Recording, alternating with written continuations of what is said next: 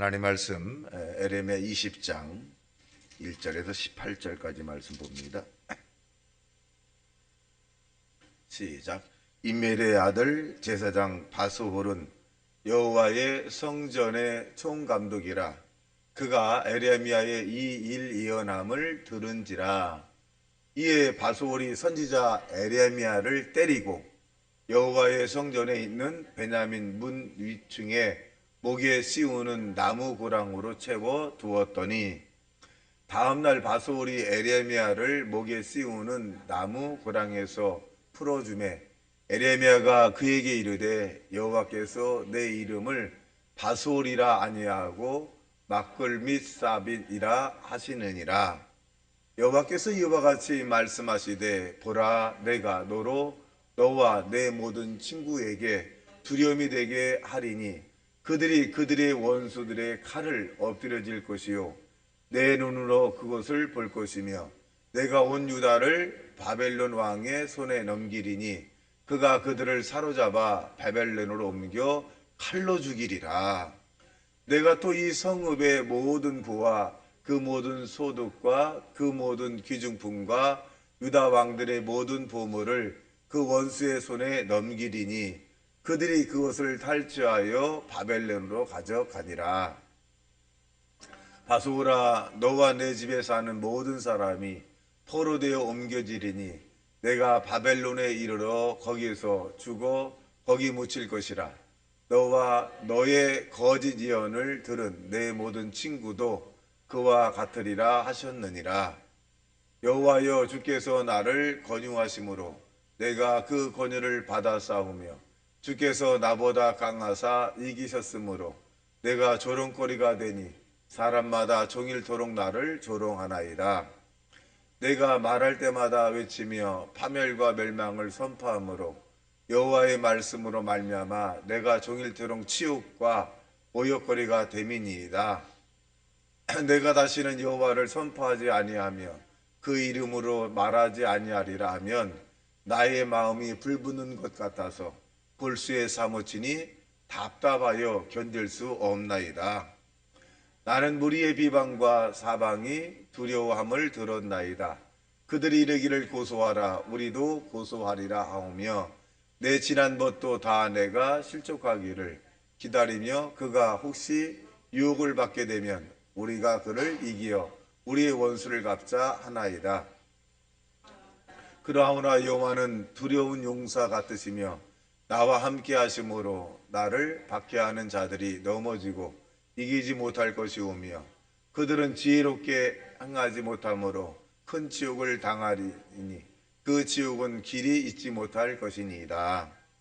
의인을 시험하사 그 패보와 심장을 보시는 만군의 여호와여, 나의 사정을 주께 아뢰었은즉 주께서 그들에게 보복하실 것을 나에게 보게 하옵소서. 여호와께 노래하라. 너희는 여호와를 찬양하라. 가난한 자의 생명을 행악자의 손에서 구원하셨음이니라.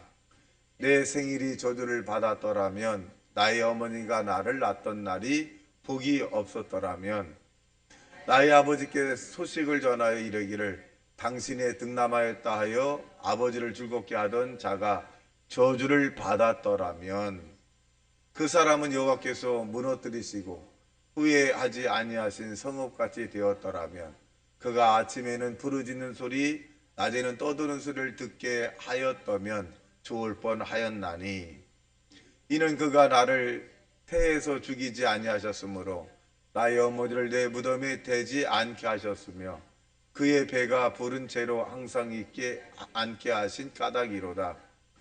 어찌하여 내가 태에서 나와서 고생하며 슬퍼하며 나의 날을 부끄러움으로 보내는고 하니라. 아멘. 자, 오늘 20장에 있는 내용은 이 에레미야가 수욕을 당하는 그런 장면이죠. 이 임멜이라고 하는 그 아들의 제사장 바스홀이라고 하는 사람이 그러니까 제사장이니까 하나님 앞에 그 예배를 드리는 제사를 드리는 그런 사람들. 말하자면 이제 하나님의 말씀도 잘 알고 또 하나님에게 기도도 하는 사람입니다. 근데 바스홀이 에레미야라고 하는 하나님의 사람이 이제 그 이스라엘 즉 사람들이 이제 심판이 얼마 가까웠다라고 외치니까 이 바솔은 다르게 얘기하는 거예요. 편안하다, 안전하다, 괜찮다. 그렇게 얘기하는 거예요. 그래서 충돌이 생기니까 이 바솔이 이제 에레미야가 선포한 그 말이 자기가 생각할 때는 아니라고 생각하는. 그래서 이 바솔이라고 하는 사람이 이제 제사장이 에레미야 선지자를 이제 묶어서 아주 곤욕을 주는 그런 모습입니다. 자, 2절 시작. 이에 바솔이 선지자 에레미야를 때리고 여호와의 성전에 있는 베냐민 문 위층에 목에 씌우는 나무 고랑에 채워두니라. 얼마나 공포스럽겠어요. 그러니까 이 제사장이 이 선지자 에레미야를 때리고 그리고 목에 씌워서 이제 묶었다. 그러니까 이 에레미야가 대항을 할 수 있지만 왜 대항을 하지 않았을까요? 하나님이 원수를 갚을 것이다. 그리고 자기는 진실을 얘기했으니까. 그러니까 이 바솔이라고 하는 사람이 이제 진실한 하나님의 사람이었다면 이 에레미야의 그 외치는 그 메시지를 들었을 텐데 듣지 않죠. 그래서 이제 그런 고난을 당하고 다음 날 아마 이 3절 시작. 다음 날 바솔이 에레미야를 목에 씌우는 나무 고랑에 풀어주매 에레미야가 계기르되 여호와께서 내 이름을 바솔이라 아니하시고 마골 미사빕이라 하시느니라. 마골 미사이라는 것은 뭔지 뜻이냐면 두려움의 대상이 된다. 그런 거죠. 두려움의 대상입니다. 사방으로 두려움이 막 일어날 것이다.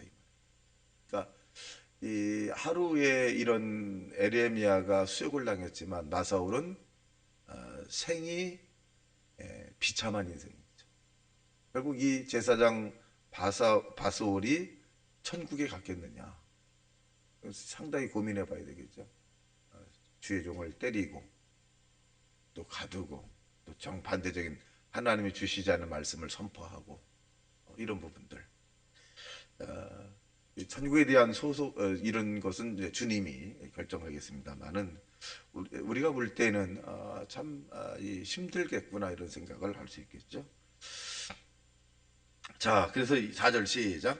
여호와께서 이와 같이 말씀하시되 보라 내가 너와 내 모든 친구에게 두려움이 되게 하리니 그들이 원수들의 칼에 엎드릴 것이요 내놓는 것을 볼 것이며 내가 온 유다를 바벨론의 손에 넘기리니 그가 그들을 사로잡아 바벨론 옮겨 칼로 죽이리라.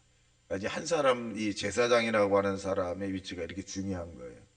제사장이 잘못하고 잘못 판단하고 했기 때문에 바벨론을 이제 붙여버린다는 거죠.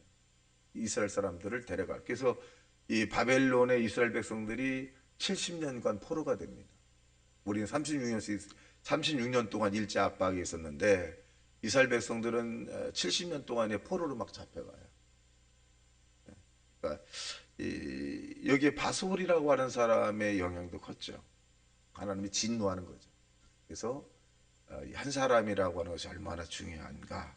물론 예언된 내용이기도 하겠습니다. 하나님은 이 바벨론에 내가 끌려갈 거다. 그리고 이 두려움의 이런 부분들을 내가 볼 거다. 그렇게 얘기합니다. 5절 시작.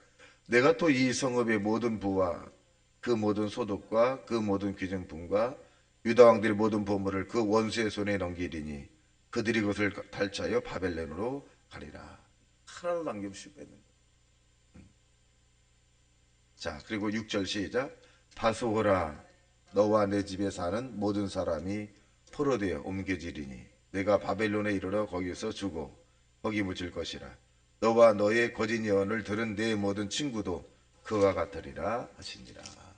그러니까 이 참선지자인 에레미야를 좀 잘못된 바솔이 이렇게 함으로써 바솔로 인해서 이제 이 아주 나라에도 엄청난 이런 환란과 그런 일도 있고 또 가정에도 굉장히 또 친구 주변에 있는 사람도 굉장히 그 어려움을 당하죠. 그래서 주의 종은 사실은 하나님의 손바닥 위에 있는 사람이다 이렇게 표현해요. 그래서 주의 종이 마음에 들지 않으면 그 주의 종만 딱 하면 되는데 손바닥 위에 있는 주의 종을 잘못 치면 예수님의 손을 치기 때문에 될 수 있으면 대적하는 것이 좋지 않다. 뭐 이렇게 표현하기도 합니다. 그러니까 이 바솔은 참선지자인 에레미야를 아주 고통스럽게 하고 모욕하고 치욕스럽게 했죠. 그래서 그 결과는 이 바솔은 패가망신이다 이렇게 볼 수 있습니다. 그래서 이 에레미야가 그 치욕적인 그런 상황을 받고 난 다음에 하나님 앞에 통곡하는 거죠. 그 내용이 뭐냐면 차라리 내가 이 땅에 태어나지 않았더라면. 자, 우리가 익숙한 단어죠. 욥이라고 하는 사람이 똑같은 고백이죠. 내가 이 땅에 태어나지 않았더라면 이런 고백. 이런 선지자들을 우리가 보면 이런 한계점에 이런 부딪혔을 때 차라리 내가 태어나지 않으면 어떻습니까? 라고 하는 그런 절규적인 이 기도문을 좀 볼 수가 있습니다. 그래서 우리가 다윗도 그럴 때가 있죠. 다윗도 자기는 제약 중에 출생한 사람이다. 이렇게 하면서 이 고난 가운데 자기가 태어났다. 이렇게 이제 표현하기도 합니다. 자, 7절 시작. 여호와여 주께서 나를 권유하심으로 내가 그 권유를 받아싸우며 주께서 나보다 강하사 이기셨으므로 내가 조롱거리가 되니 사람마다 종일토록 나를 조롱하나이다. 그러니까 선지자가 대접을 받는 일은 거의 없습니다. 핍박을 받고 조롱을 받고 멸시를 받고 순교하기도 하고 때림을 당하기도 하고 이런 그것을 이제 수역입니다. 사실은 대접을 받는 부분은 없는 거죠. 이 당시 선지자들은. 제사장은 또 달라요. 제사장은 또 다릅니다. 자, 8절 시작. 내가 말할 때마다 외치며 파멸과 멸망을 선포함으로 여호와의 말씀으로 말미암아 내가 종일토록 치욕과 오욕거리 된다. 그러니까 이 에레미야는 안 됩니다. 회개하십시오. 돌이키십시오. 바르게 살아야 합니다. 하나님께 돌아가십시오. 이렇게 메시지를 증거하니까 사람들이 다 능욕한다는 거지. 이 대낮 이렇게 좋은 세상에 당신 말이 어떻게 이루어질 것이냐. 예수님이 이렇게 말씀하셨잖아요. 주님의 재림의 날은 먹고 마시고 장가들고 시집가고 춤추고 이렇게 흥겹게 인생을 한다. 그러고 난 다음에 어느 날 갑자기 임하는 것이다. 피를 불어도 사람들이 거기에 감동하지 않고 슬퍼해도 슬픔에 동참하지 않고 뭐 자기 중심 놀러 먹고 마시고 이런 부분들을 이제 주관적으로 한다는 것입니다. 그래서 이제 9절 시작. 내가 다시는 여호와를 선포하지 아니하며 그 이름을 말하지 아니하리라 하면 나의 마음이 불붙는 것 같아서 골수에 사무치 답답하여 견딜 수 없나이다. 자, 하나님 말씀을 전하지 않으면 답답하다는 거지. 이게 성령 충만한 사람이거든요. 예수를 증거하지 않으면, 교회 가자고 증거하지 않으면 내 마음이 답답하다는 거지. 그 말을 해야 시원하다는 거지. 그러니까 이것은 뭐냐? 하나님의 성령이 하시는 일들입니다. 우리도 복음을 증거하지 아니하면 답답함이 있어야 돼. 답답함이. 예수 믿으세요 말하지 않으면 답답함이 있어야 돼. 교회 같이 가자 이 말을 하지 않으면 답답함이 있어요. 그 말을 할 때 시원하게 뚫려야 됩니다. 바로 이 에레미야가 그렇게 표현해주고 있습니다. 자기가 마치 복음을 증거하지 않으면 저주받을 것 같다. 하나님 앞에 혼날 것 같다. 뭐 이런 느낌. 자, 10절 시작. 나는 무리의 비방과 사방이 부러워함을 들었나이다. 그들이 이르기를 고소하라 우리도 고소하리라 하며 내 지난번도 다